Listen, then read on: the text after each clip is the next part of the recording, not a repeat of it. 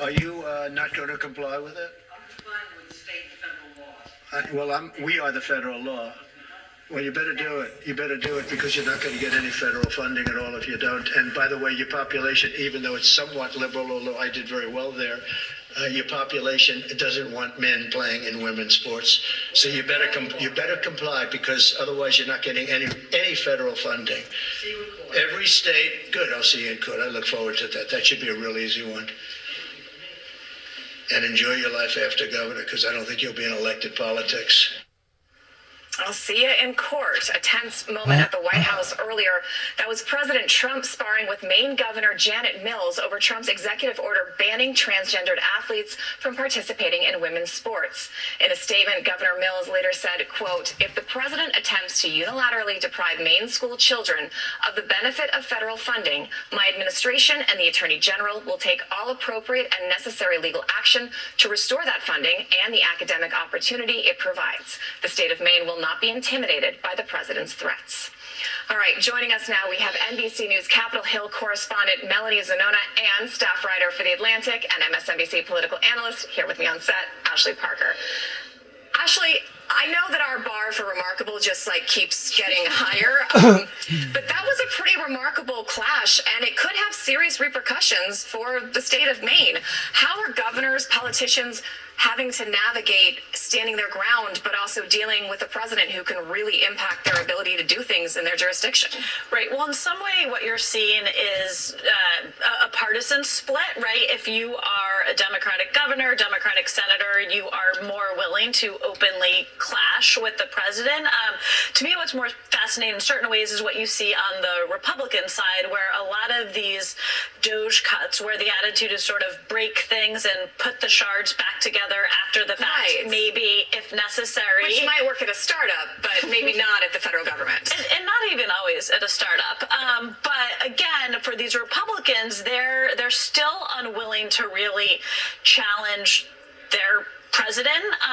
They will sort of say, we agree with all the cuts, but we would just like some funding for NIH in Alabama, right? Or we agree with everything, but you must have made a mistake because this cut actually hurts our rural farmers. So they're sort of asking, they're still abdicating a lot of the powers that Congress has, such as the power of the purse, but they're kind of, at this point at least, politely asking for little cutouts.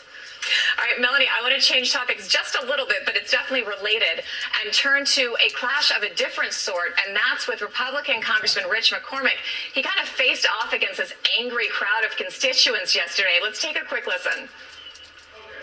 I understand trying to do more with less. That's reasonable. What's not reasonable is taking this chainsaw approach.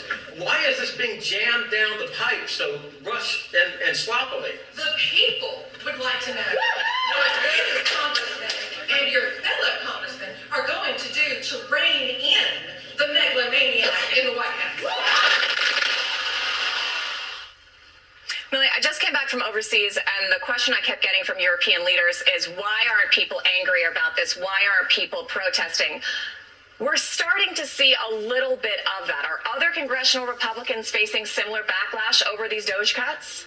Yeah, McCormick is actually not alone. There were a number of House Republicans who were confronted by angry constituents at town halls all across the country this week. That includes Cliff Bentz. He is a congressman from Oregon. He represents a safe red seat, just like McCormick does. But he also represents a sizable share of the population that is on either Medicaid or food stamps. And he also represents a number of federal workers, because in Oregon, particularly in that region, there are a lot of federal workers. There's a lot of public land. There's a lot of United States Forest Service. And those are the workers that were among the layoffs because of Doge. And so as these cuts are starting to hit home, as the impacts are starting to be felt, and as these Republicans were back in their districts for the first time this week in a while, Republicans are really starting to feel the heat. But for them, it is quite a conundrum, because on the one hand, obviously they want to protect their constituents who are federal workers. Those are the people that elected them to Congress in the first place. But at the same time, they don't want to be seen as disloyal to President Donald Trump or to Elon Musk. So that is what we're seeing playing out in a lot of these town halls across the country right now. And Ashley, speaking of Elon Musk, you've got a new piece in The Atlantic that kind of delves into these young Musk acolytes.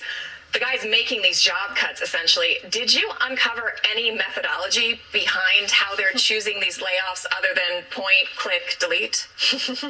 Well, what's interesting is, in some ways, certain things we wrote about would be a comedy of errors were it not for people's jobs and livelihoods being at stake, right? So, for instance, at the Department of Energy, they come in, the Department of Energy workers, they get an email saying the court has ruled this deferred buyout can go on. This email comes in at 7:18 and it says you have until midnight to make a choice.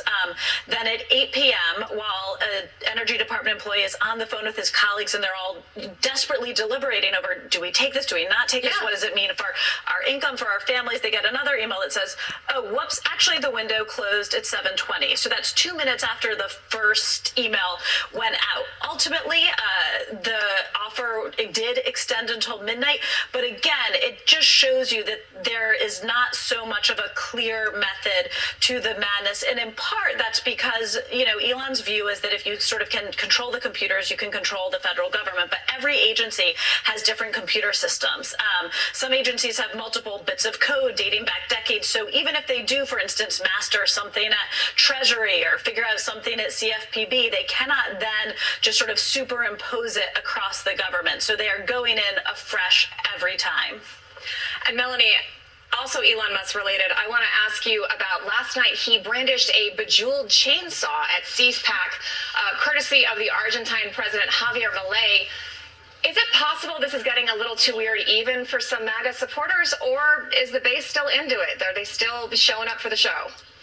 I was in the crowd actually for that moment, and I gotta tell you, the crowd was eating it up. In fact, Elon Musk's appearance on the stage was the most attended of the entire day. There was a number of speakers, and the room was absolutely packed. There was cheers, people were on their feet, everyone had their cell phones out taking pictures. And so I do think this is the new Republican Party. And when it comes to CPAC, this is a conservative conference that happens every year in a suburb not too far from DC. This used to be a gathering for the entire Republican Party, for all corners of the GOP, the Big Tent Party. But in recent years, it has become increasingly aligned with Donald Trump and the MAGA movement. And I think you saw that on full display with Elon Musk and his chainsaw. All right. Melanie Zanona, Ashley Parker, thank you so much for joining us. We're going to turn now to New York, where the federal judge in the Eric Adams case has decided not to dismiss the case, as the Trump administration requested, at least for now. He has canceled the jury trial scheduled for April. Let's back up right here. I want to touch up on this right here real quick.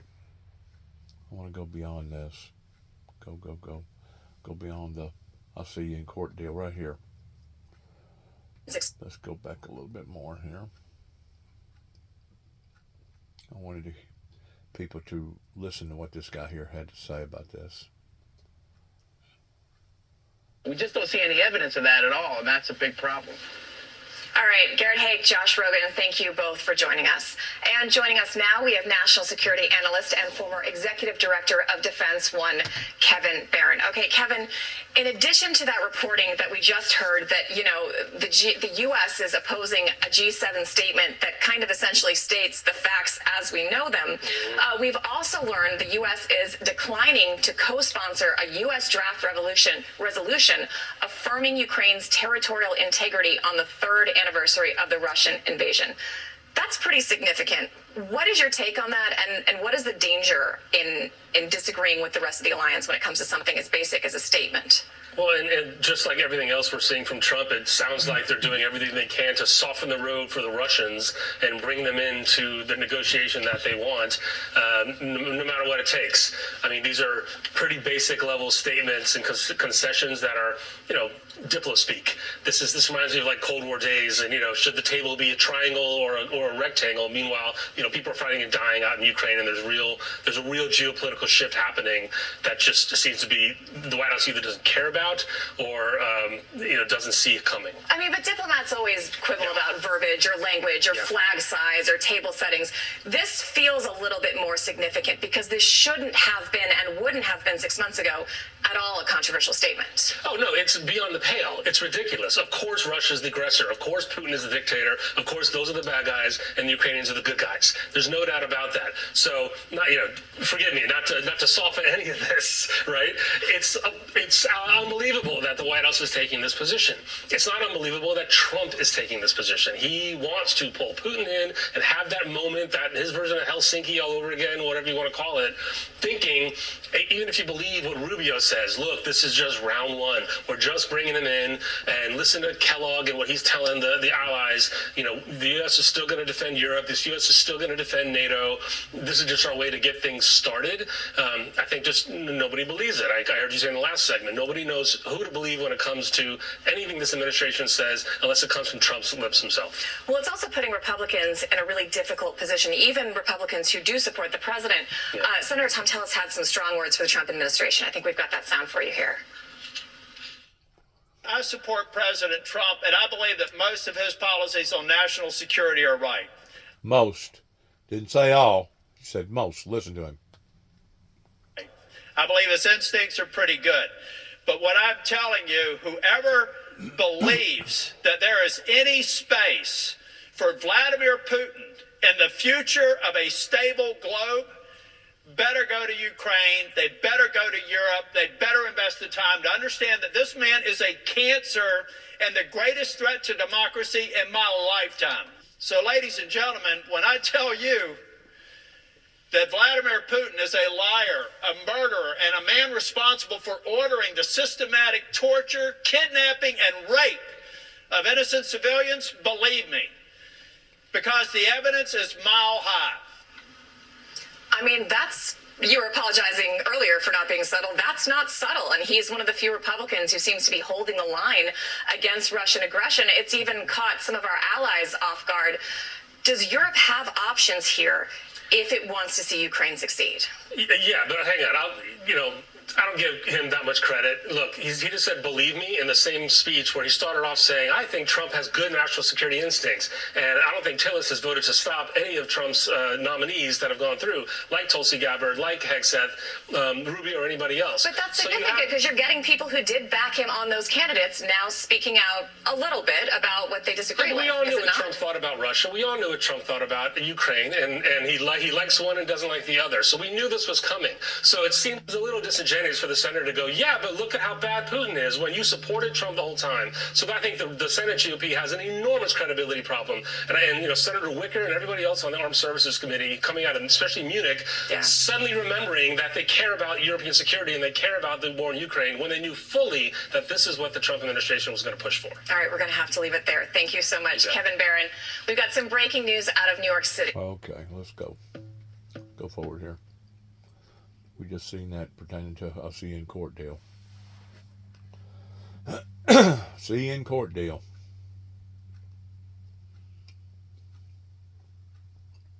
And another 500 FBI personnel will be moving from headquarters to the FBI's facility in Huntsville, Alabama. And let's back up. Let's get all this.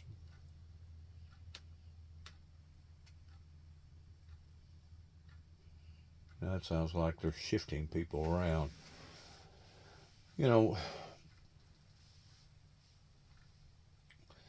Thing about shifting people around, they're not just not shifting one person's life around, they're shifting a whole family around.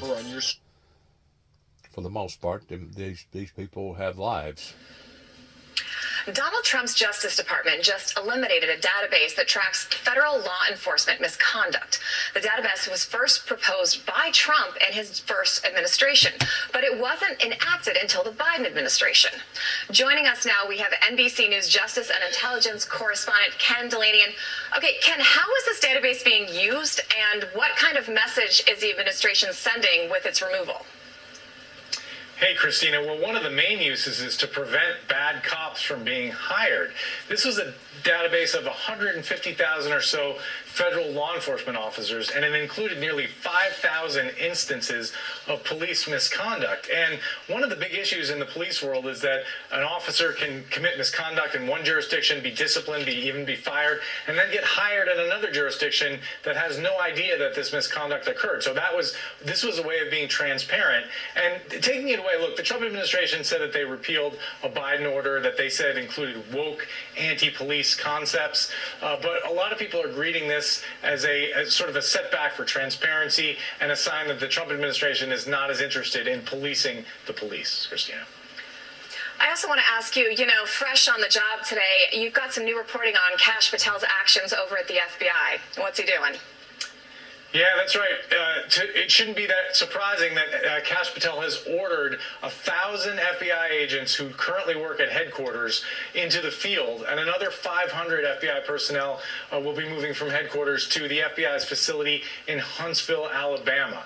And look, this is not unprecedented. When Louis Freeh became the FBI director in 1993, he redeployed some supervisory agents from headquarters to the field. But this is a big, big move. It's going to affect a lot of people with spouses who work and families in the D.C. area. But Kash Patel at one point said he was going to close headquarters and turn it into what he called the Museum of the Deep State. He's not doing that, but he is redeploying FBI agents from headquarters into the field. And just so to get an idea of the context, there's around 7,300 FBI agents assigned to headquarters. So this is a significant percentage of them that he is now ordering quickly to move into the field, Christina. Yeah, and it's not as easy. I mean, most of these officers, agents have families, kids in school, things like that. It's going to be some hard choices. All right, Ken Dilanian, thank you so much for joining us. We want to turn now to former Assistant Director for Counterterrorism at the FBI and MSNBC Senior National Security Analyst Frank Figliuzzi. Okay, Frank, so what is your reaction? We were talking a little bit before you came on about what we were just talking about, 1,000 people at FBI headquarters being reassigned rather quickly. Yeah, it's a grand gesture to fulfill what has been a promise of Patel's. I'm going to drastically reduce the headquarters component. The problem is my sources are telling me there's no logic here. In other words, the people don't know where they're going. They're not even sure if it's them that's going to be named in this. There's more details coming. And there's not like a rhyme or reason to what departments, what roles, right, there's nothing they can tell? Apparently no thought about, hey, Cleveland needs more agents. Maybe we'll send 2 there. There's nothing like that going on right now. So premature. With regard to the Huntsville, Alabama location, there's a couple of congressmen who've been banging the desk about getting people to Huntsville and to their territory. That's what that's about. So you're hearing some of these agents are going to be reassigned from Washington, D.C. to Huntsville, Alabama? Will mostly be non-agent support, professional support analysts, non-agent functions that really you could do from anywhere. But again, as you mentioned, the disruption to families, big deal. I also want to ask you about what we were just talking about, this police database, this DOJ database. It came from law enforcement who said there was criticism from law enforcement that said they didn't like it because they weren't given a chance to defend themselves. What's your take on that? Were there problems with this database, and should it still exist? So what the claims have been is, look, our name got in this database because, but there's been no due process. I was fired wrongly. No one's looked into this. There's minor offenses that are in the database, and there's serious misuse of force cases. The problem is it's all gone now. And so if a federal officer who's been disciplined wants to kind of go around and find a way to get employed somewhere, no one has a real way to find out what that officer's background was. But this database has only existed for a few years. How were they tracking this before, or were they just not tracking it? Good question. They were not tracking this before. And in fact, no. And so bad officers could move around the country, even within their own state, and not necessarily have anyone know what their history was. What I'm concerned about is, what does this mean from a larger sense? Does it mean the Trump administration won't be opening cases against bad cops, won't be working civil rights and excessive use of force cases? Do they care anymore? That remains to be seen. So what accountability backstops are there at state or local jurisdictions to prevent some of the things we've just been talking about, to track bad cops and make sure they're not getting rehired? It is continually shocking to me that there's not enough tracking taking place, even within the same state. So there's got to be more money spent on vetting an officer candidate, particularly coming from some other department. Yeah. Why did you leave? Let's pull the file. Let's go over that. There was talk of a national police database, just like this federal one that's been eliminated. And that now seems to be falling by the wayside. Well, that's my next question is, Do you see or foresee a ripple effect going through DOJ with this decision about other police reforms, about other law enforcement reforms? Yeah, We're back to square one, where the unions are controlling their police agencies on an independent, one-on-one basis. And whenever it comes to somebody being fired or reprimanded, like they said, you can just move over to another precinct or move over to another county or maybe go from one end of the state to the other end of the state and continue to still being a bad cop. In other words, nobody is going to truly be policing the police, is what they're saying here.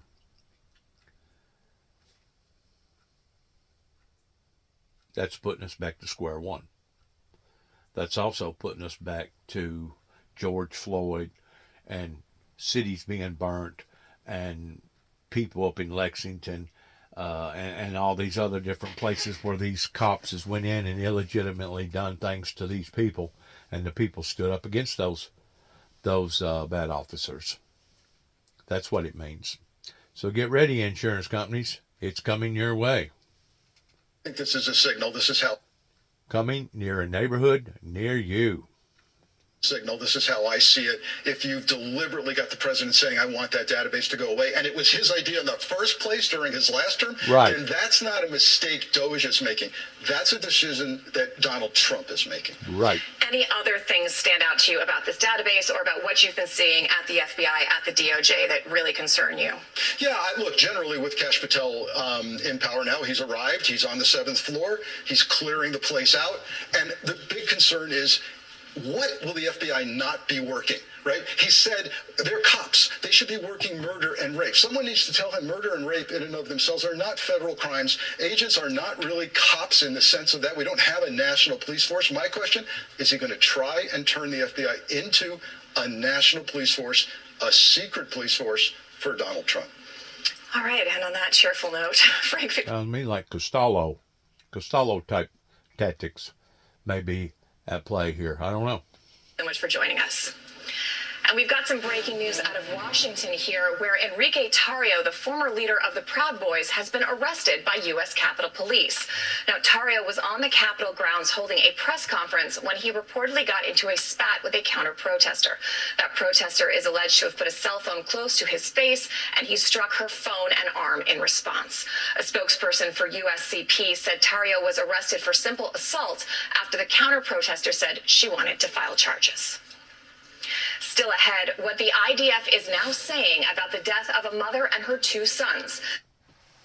See, isn't that something, how people can provoke people and get in their face or do whatever that they basically need to do to press the right buttons to get that person to respond and react in a negative way. And then whenever that person does respond in a negative way, because they was provoked, then that's the person that goes to jail. That's exactly what they wanted to do to David and Dennis Jackson right here at 291 Thompson Road, Sharon, Tennessee, zip code 38255, towards various individuals that was coming down here, deliberately sticking out their chest, wanting to go on some sort of pissing contest in challenging myself, and we're talking about extraordinary young men in their 20s, challenging an old man already in his late 50s that wasn't doing nothing but trying to hang on to that in which what he knowed to hang on to pertaining to his family heritage. And the courts allowed for that to go on. Not once, not twice, but consecutively in a 3-year period, dozens of times that we tried and tried and tried to get it to stop because we knew that we was being called on the carpet by basically throwing us in between a hard place and a rock. And we was hoping for the best, but at the same time, we knew to expect the worst. And sure enough, the worst did in fact happen regarding the Dresden judicial justice system failed the Jackson family heritage. And to think that my great-grandfather stood tall in this area at one time and fought for the people in this area and worked for the state of Tennessee temporarily towards being a judiator. It's just unbelievable how that the wicked has come in and corrupted various people and various thinking. Just like I said, in allowing for people to be abused, in allowing for people to be provoked, and then you're going to turn around and arrest the person that got provoked because that person stood up and decided not to take it no longer. My assumption was based around the Christianity factor that so many people have been taught illegitimately and negatively about Christians, that we're supposed to love any and everything that anybody does to us, and that we're just supposed to take it laying down, and we're supposed to be people's whipping posts, and we're supposed to be people's floor mats. I knew that type of brainwashing that had occurred in this area because I was raised up in this area. Just like I knew the old cliche that why buy the cow if you can get the milk free, as far as people sponging or stealing or ambushing people's ideals and people's thoughts and people's motives. If we do not have a turnaround in this great nation pertaining to the way that things are settled regarding the fairness of justice, that will be whenever the Father himself will step in and he will put an end to it. And you can tell all these highfalutin, corrupt judges, lawyers, whoever, senators, don't matter, county, state, federal, that it's coming, and it's coming near a neighborhood near them in the trajectory that they're in right now, because it's not getting better. If anything, it's only getting worse. And I still don't see nobody supporting the Windmill Ministries here at 291 Thompson Road, Sharon, Tennessee. So be it as it may, the fault will fall upon to the feet of those who have had the opportunities to be able to support an individual that always supported love and grace and peace and mercy and a revival. The fault will fall upon their feet regarding it'll be upon their heads. In other words, I don't have to wash my hands as Pontius Pilate did with Christ, throwing the responsibility back off onto the people. The responsibility is the people's. The responsibility is the courts and the people working for the system. And once they lack their integrity in working justly for the people, then you no longer have a just court. Then you no longer have a just system. You no longer have a just judicial system. And that's where people run into the two-tier judicial system of those that can pay a Johnny Cochran to represent them versus those that can't. And of course, those that can't basically gets the leftovers. We get the crumbs that falls from the master's table, is how the Bible puts it. The poor and the unfortunate people that either didn't have the opportunity or didn't make the money or didn't have the education or whatever that it may be. But we basically only get the crumbs that falls from the master's tables. In the meantime, while they're still steadily getting fat and working the way that they're working and picking and choosing towards who they're going to go after and who they're not going to go after.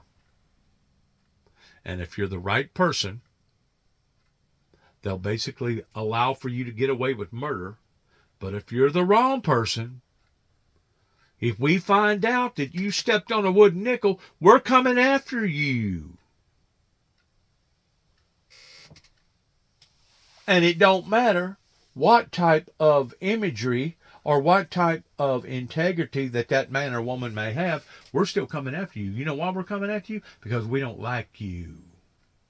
We don't agree with you. We don't like you. And we're going to make things hard on you. Like I said a while ago, whenever you start doing some of the things that Donald Trump is doing openly, I don't know what his intentions is, but if he thinks that it's going to resolve the problems, in actuality, it's only going to create more problems by not policing the police, because the next thing you know, they'll be burning down buildings. They'll be rioting. They'll be stopping cars on interstates. There'll be protesters that sees through all this, that is willing to stand up and say and do something about it. Now, getting back to the guy that got arrested, that was in the January 6th deal. I don't know nothing about the situation. In a way, I think I got a right to voice my opinion. In a way, they're kind of sticking their chest out and saying 90-90 boo-boo to the Capitol Police, to the authorities, by going up there and riling them up that way. They're kind of asking for it, in a way, the way that they're doing it. Now, if you had to make a statement, don't you think you would have been better off on the other side of town, other than being right there on the or around the Capitol grounds? So, who's provoking who? You have to ask that question. Who's provoking who? And there's probably no doubt the person that stuck that microphone or that camera, whatever it was, in that guy's face, I'm pretty sure was insensitive in his rights and basically violated his space, and there wasn't nobody around to vouch for him or to defend him in his form of being violated, and he basically tried to take care of the matters himself in some sort of way. I don't know what way he was. I don't know if he hit somebody. I don't know what exactly went on. I'm pretty sure we'll hear more about it. But it just goes to show you that the Bible is very true whenever God says that he will get tired of it and he will allow for the wicked to turn against the wicked. The bad thing about the wicked turning against the wicked, no matter who you are, no matter how rich you are, no matter how smart you are, how pretty you are, whenever these things starts to occur, you're stepping on eggshells whenever it comes to riling up the Heavenly Father. Because once the Heavenly Father finally sees and gets enough of it, to the degree that he basically throws the towel in the same way that he did during the era of Moses, and the same way that he did during the era of Noah, and the same way that he did during other eras, during other prophets of God that was being treated this way. Whenever he gets enough of it, you'll see how the cow's really going to eat the cabbage, and who's going to be the one that's going to be telling the cow how to eat the cabbage. I mean, these people down here on the planet Earth, they can project whatever that they want to. They can be unjust if they want to. These people that has these positions that's supposed to be taking care of their citizens, they cannot take care of their citizens if they want to. But I promise you, one day they will give an account for the things that they done, just like the things that they didn't do, that they should have done. And they know they should have done it. They know that they should have protected David and myself down here that was being ravaged again and again and again for 3 consecutive solid years. That basically helped to put my brother into an early grave at the age of 51. They know it. But now they're going to sit back and they're going to snigger and they're going to laugh and they're going to make fun of this all this situation down here until finally it all blows up in all of them's face. And whenever it does, then is whenever may God have mercy on all of us, because at that point it will be a wild, wild west show. The fastest man with the fastest draw will be the man left standing. And if that's the type of justice that America is desiring to go back into, well, then that will be the type of justice that America will be going back into. There'll be more riots. There'll be more fights. There'll be more vandalism. There'll be more people that will be done wrong, because it starts at the top. And if the top can't get it right, do you think the middle and do you think the other people down on the lower end pertaining to just your average PD, you think that's all going to be worked out appropriately on that end? I doubt it. I doubt it. So let this all be a lesson for all of us in the direction that we're going in right now. Because as far as I'm concerned, it's only getting worse. It ain't getting better, it's getting worse. And what Donald Trump is doing towards siding up with Putin, you know, you can say on TV that he's doing that for a strategy, but the fact of the matter is those people over there ain't stupid, just like I told Biden again and again and again, that you're not dealing with sheep herders, you're dealing with some pretty intellectual people over there in Russia. And if you was going to nip it at the bud, you should have done it on the front end more so than the back end, because a stitch in time saves nine. But we didn't have politicians at that time that was willing to stop the 9 stitches from occurring. And who knows how far this may go. Who knows how far that the Russian government is willing to go. Because they've already done sworn off that they've been cheated because of the nonchalant Christians over here in America that refuse to support a ministry that supported peace and love and grace and mercy and, yes, the things out of the Bible pertaining to Revelations and Daniel that nobody wanted to pay any attention to. So whenever Putin and his government says that they've been cheated, they have been. Not only have they been cheated, but all the other Christians that should have already been taken out of this big hullabaloo down here on planet Earth, they've been cheated too. You know why? Because we're still here. The second coming, the worldwide global resurrection or rapture, as they call it, has not yet occurred. And we're still down here fighting these demons. And we should have already done went home to live with the Lord. So have they been cheated? Yeah. They've been cheated. Little children that you're looking at right there, they've been cheated. The generation above those little children and the generation above those children, those teenagers and the adults above those adults, they've been cheated. Why? Because of the baby boomers and the adults and the so-called Christians that knowed about the windmill ministries but sniggered and laughed and mocked and made fun of. Now it says in the Bible that God is not one to be mocked. If people are wondering what the hell has happened to the American culture over here, it begins in 1988 whenever everybody that was supposedly supporting Jimmy Swaggart mocked Jimmy Swaggart and made fun of Jimmy Swaggart, which in actuality was not just making fun of the man, but making fun of the position that the man held, which was God. There's certain things that a society just don't do. And that's one of them, because I promise you, during that time, I was on my knees praying to the Father, Father, have mercy on us, Father, have mercy on us, because it was just right at the tip of his tongue towards saying, Gable, blow thy trumpet, and God coming back in flaming fire and burning everything down to the ground. Burning it all. Because that's what he's already done said.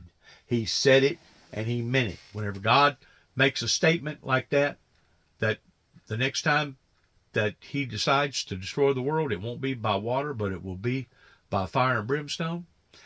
And in actuality, we can see where we're basically bringing this death and destruction upon to ourselves and upon to our children and our children's children by continually keep doing what we're doing and continue to keep draining the oil out of the ground and doing what we're doing to the planet. So we really don't have to worry about our culture or our society becoming extinct, because if we stay on the trajectory that we're on, we're gonna bring extinction to ourselves. The sad thing about it is we're gonna bring extinction to all the other critters and all the other animal life and all the other bird life and all the other life on the planet as well. Now, if that's not selfish, if that's not idiotic, I'll give you 30 minutes to draw up a crowd and I'll kiss your butt. I'll kiss your tail. That's cruel. That's insensitive. That's barbaric.